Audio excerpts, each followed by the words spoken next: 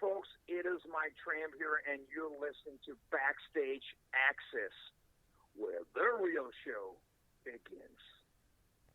Flower child, young and wild, dreams in your... We're here with singer-songwriter Mike Tramp. You may remember Mike from his days fronting Freak of Nature and also leading the multi-platinum rock band White Lion in the late 80s and early 90s. Welcome, Mike, to BackstageAxxess. Thank you for having me. You are getting ready to release your 12th studio effort titled Second Time Around on May 1st on all digital formats, LP, CD, through Target Records. Tell us about how the record came about. Well, I mean, like you mentioned, my 12th solo album, probably one of the only artists from the 80s that have done 12 solo albums, and it is what I do. And since '96, I've been on a path of basically just staying true to who I am and representing myself in my songs and in my music.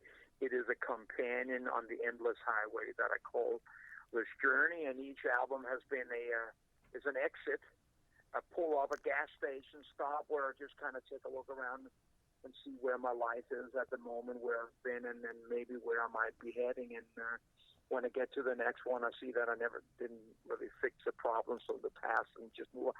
So this album, now you didn't necessarily ask me specific about the title, but this album could basically have been number 4 because these songs come from a period of 2005 to 2009.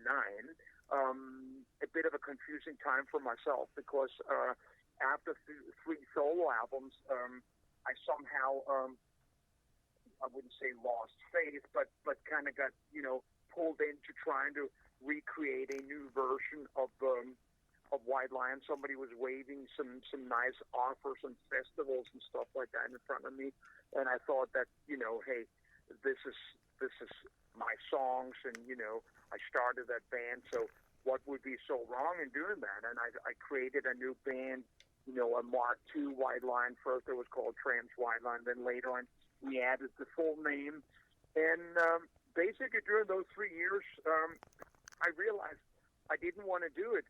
So in all the breaks from touring, I was writing songs, and it's clear to see that when I sit by myself and I just focus on myself, my music sounds the same as it did on the first album, as it does on the last album.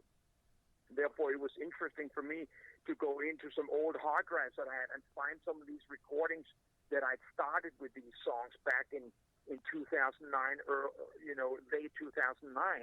And a few of the songs had to come out in my little country, Denmark, but nothing really happened. But when I discovered that, I also realized that they were some of my best songs, and they truly represented me and were as current today as they were when I wrote them. And therefore, it was very important for me that I completed something that I had not completed. Went back and revisited, obviously, and unfinished business, you can say. Definitely. And the first single, The Road, to me, listening to that track, it's almost like an encompassing of your whole entire 40-plus career in the music business, wrapped up in almost like one composition. Explain that, and The Road being the lead single. Well, I mean, the greatest reward for me is when you say that, or when someone else gets the point that there's no misconception, there's no confusion. I mean, the words are pretty simple. You don't really need, like a dictionary and some sort of explanation behind it. And it really resembles that. From the second I stepped into the world of rock and roll, maybe in the beginning it was called a little more pop and roll, but at age 15 in 1976, with no plans of ever being in music, of never wanting to do that, but just something that my acoustic guitar was something that I was strumming around the campfire when the youth club used to go on weekend trips and stuff like that, and I would be sitting there remembering the songs that I'd grown up with because my mom was raising us on Elvis and Roy Orbison and Johnny Cash and Dylan and a lot of Danish folk artists. And that sort of just were part of me. It was just a part of me. But once I started taking it seriously, I, from day one on, would make every learning step and every mistake in front of the camera, on stage, on record. And it took me a long, long time to finally say I'm almost at where I would have loved to begin. So all these different things has been the road that broke me and the road that made me, and at the end, the road that now knows me. From not having that time in the rehearsal studio and the time, finding yourself getting, how are you going to be, but straight getting thrown out there way, way, way, way before you're even ready. And the video that you shot for it is very simple, very, but to the point. And when I see these videos today, especially you having a lot of experience back in the 80s making, elaborate videos, I'm sure, compare, today's video, today's process of making a video, how simplistic it is compared to where, spent a couple of days, doing, one song way back when. Spend a couple of days and $200,000 to $300,000 right on a 4-minute yep. video. Yeah.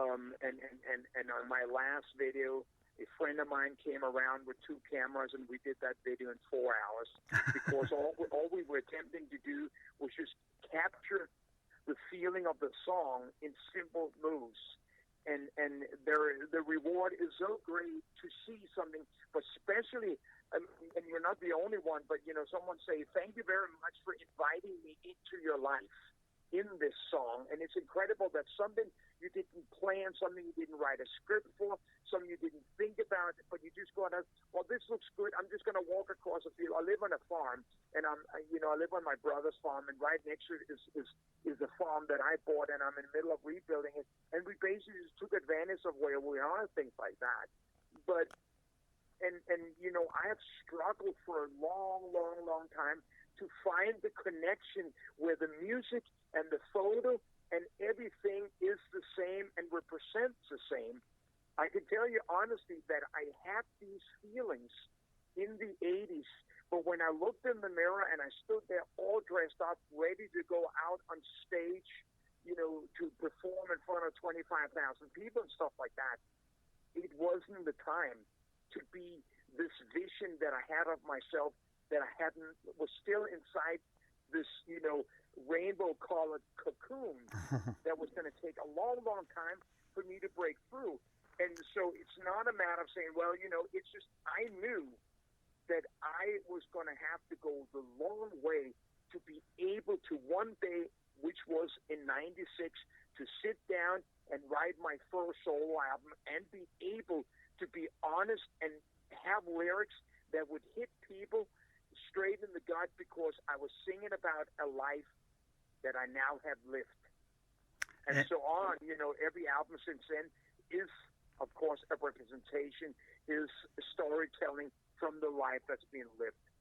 And this record obviously is really encompassing of what you just said. And the next single, When She Cries, is going to be coming out on Friday, April 24th.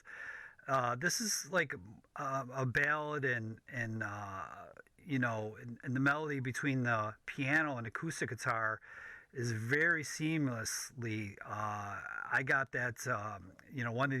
One of my favorite tracks on the album is actually that track, and obviously being the next single.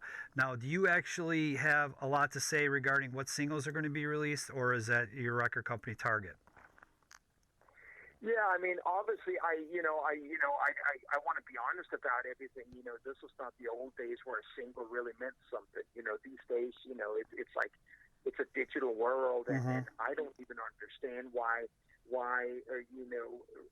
record companies, and in my case, a very small record company, we are partners, et cetera, but these days, releasing a single to be on a new playlist and so on, I don't really understand the concept because I'm a songwriter, and I'll go along with anything as long as it doesn't contradict my message and stuff like that, because I'd rather take less.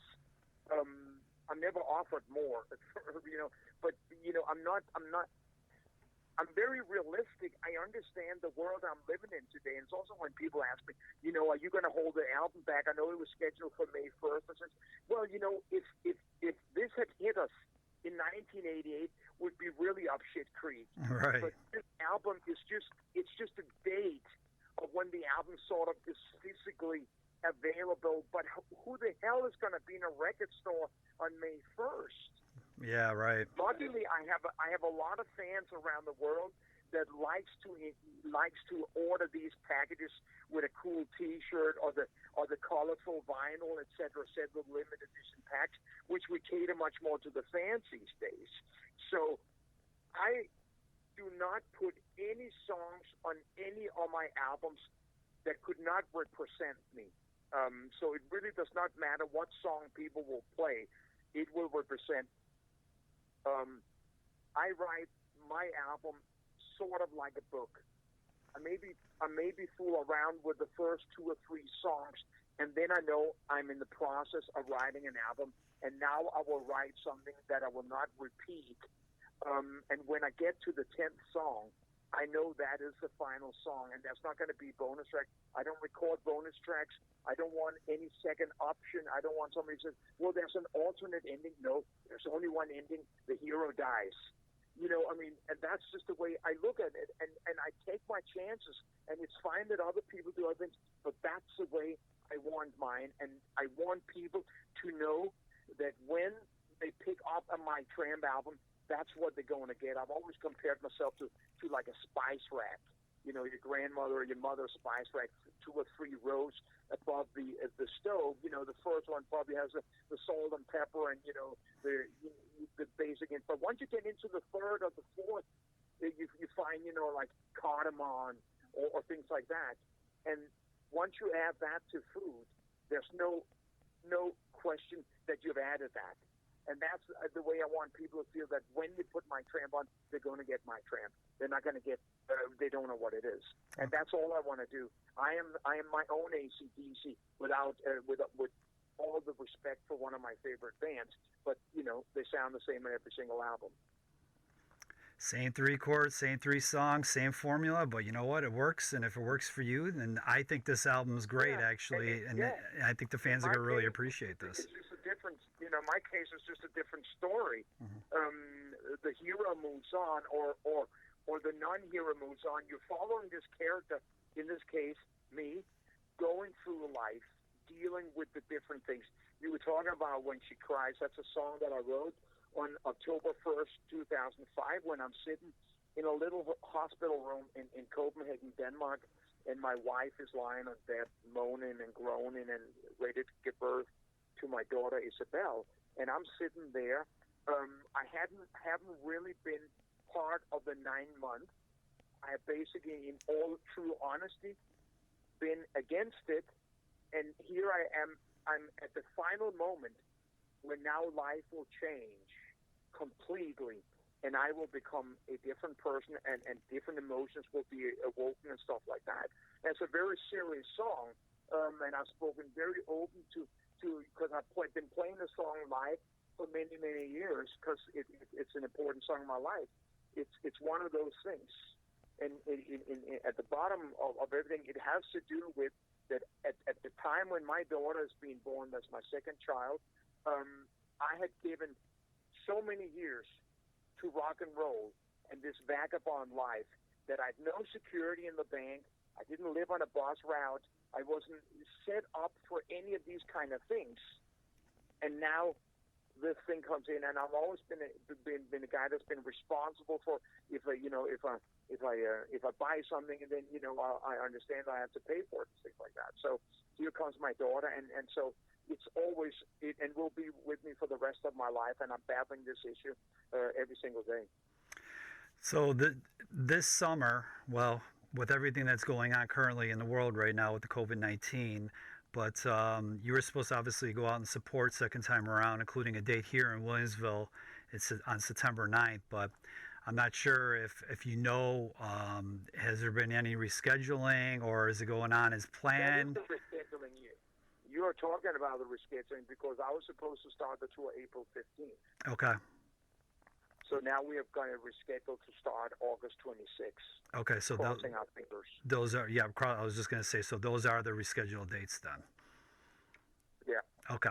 So, yep, hopefully you and along with everybody else, and, you know, I know everybody's itching to get out on the road and play some music and whatnot, and definitely obviously looking forward to seeing you hopefully here on September 9th. Last year on the internet, I actually saw some photos of you and your old bassist, James Lomenzo, over, I think when his band, he plays with John Fogerty, they played over in Europe. How was it getting back together with him all these years and connecting with him, reconnecting?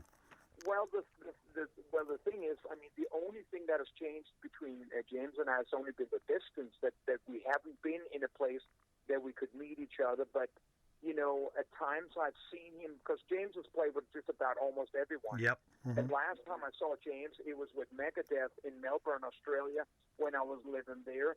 And, you know, we just sit and talk about the time when him and I painted houses down the New Jersey shore.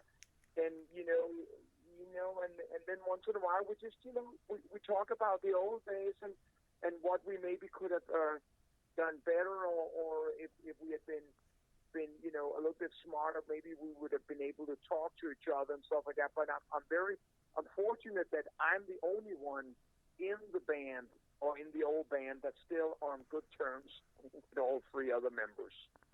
I was just going to say, any connection with either Greg or Vita lately, or not really? Yeah, I've been speaking to Vita here over the last couple of weeks because Vita's in New York, and I reached out to him, and he reached out to me just to see how I was doing and he was doing, and, you know, checking on us, you know, and in every email we get more deeper and deeper into it, and we always try to somehow, you know, just, you know, support each other and are okay with where we ended up. We can always sit and bitch a bit about it. Why, man, you know, why didn't they do this for us and stuff like that?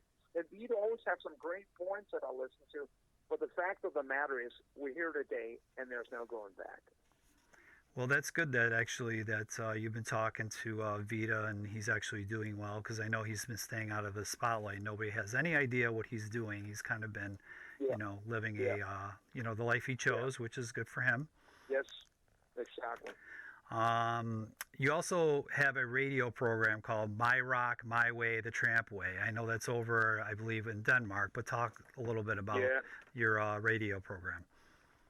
Well, you know, this is just one of those things that, you know, Denmark is not necessarily like America. I mean, we don't really have any rock, but then suddenly, you know, as bit by bit, it you know, more and more stations, you know, came in on the market and stuff. There's a rock station, and, you know, they offered me a 2-hour program on every Sunday where I basically will just feature one band for those 2 hours and go through the history of the band and talk about it and you know, my sense of humor and my different things like that, and give people you know, an introduction to actually a lot of American bands that most people would not have a clue about over here. So it's great. And that runs, what is that, weekly or bi-weekly program? No, I don't. It runs every Sunday from 2 to 4, and then it gets repeated on the following Saturday from 12 to 2. Okay. And I just record it at home and things like that, you know. And you were talking about earlier about owning a cattle ranch, and you just bought some property next to your brother's ranch. So what are you planning on doing besides, is this just going to be cattle ranching, or is this just going to be a farm, or... No, my brother can keep the cattle ranch. I'm not going to have any animals, because animals is just like having a family. You have to get home to them. You know what? I think it's just about one time or another, you have to belong to a place. This is obviously where I grew up and where I was raised, and I've been outside. I actually just re-registered myself. It's not the same thing as a system in America, but I just re-registered myself back in the Danish system because we got social health care and stuff like that. After 41 years on the run, I just registered myself like a month ago, and it was like a decision that came together with suddenly also being sort of, not stranded, but, you know, stranded here. And I just realized, you know, I'm in many ways done running, and I still need to go out and tour because, after all, it's my only income. But I'm such a simple person that one live on so little. So it's almost like just one of those things. And interesting enough, I'm telling you it's interesting. You can decide that for yourself. This is the first house I've owned in my life. Oh, that's In congratulations. this case, it's a gigantic farm, with 8 buildings. It's not a matter of that, but it's just one of those. I mean, my life in many ways is in shambles. My wife and my 2 younger children, which are 15 and 11, are in Jakarta, Indonesia, and my oldest son is in Melbourne. And it's the price I pay now from living the life I've lived. But the thing is, when the children came around, I'd already given so much to rock and roll, and I'd never planned it. And in reality, I didn't have a choice. I wasn't asked. That's just the way I put it. Now I'm trying to see if they can be more realistic, that they should be living in this part of the world and deal with 4 seasons instead of on the borderline of the equator, where it's the same weather 365 days a year, and I don't want to live there. Well, I'm going to end on, I actually want to say that, and this is going back to the music part of it, that, everybody loves a certain cover song of somebody, and I have to say, out of all the cover songs I've ever heard in my entire life, and I'm just about 50 years old, my favorite cover song is your old band, White Lions Radar Love. Love that track. Love the way you guys did it. So I have to ask you, what is your favorite cover? Yeah, it probably would be a Dylan song, and I couldn't pick one and things like that because it's what I grew up on. The first song I was taught to play on guitar was "Knocking on Heaven's Door." It's not my favorite Dylan song, but it has an incredible importance to me because my music teacher wasn't really a music teacher. I think he was more like a mentor. It gave me the lyrics and says, the secret of life is in this. And bit by bit, I'm starting understanding Dylan's message and so on. So, and I'm pleased that he's been a companion even through the big hair days. Dylan has always been on the right flank, and getting to understand a man that was so ahead of his time and still is ahead of his time, and every which thing he does is an incredible discovery for me. I mean, he is my Bible. He is just something that I can relate to, and I also can turn to when I want complete honesty, and I don't trust the people that I'm supposed to trust. Yep, Dylan's, and that's obviously he's regarded as the best songwriter, and obviously got a Nobel Peace Prize for his efforts. So obviously he's held in the highest regards as that. So good choice. Nobody can argue with that. But we're gonna actually wrap up because I'm sure you got a lot going on over where you are, and we're gonna wrap up this interview by just saying that Second Time Around will be out on May 1st. On Target Records. Pick it up. It's probably, Mike, I have to say, I was taken aback by listening to the tracks. It's great. It's fantastic. I think everybody's going to be very pleased what they hear if they give it a chance. I hope they do. I wish you nothing but success. I appreciate that. I actually think that if everything was the way it should be, it could be a huge album. I think it holds all the great heroes that I have grown up with and been inspired by the last 40 years. It's all in the tracks. It represents classic rock and roll from Springsteen to wherever you want to go, Absolutely, no doubt about that. So again, we appreciate you talking to us at Backstage Access. It's my pleasure, you know that. The road that breaks you, the road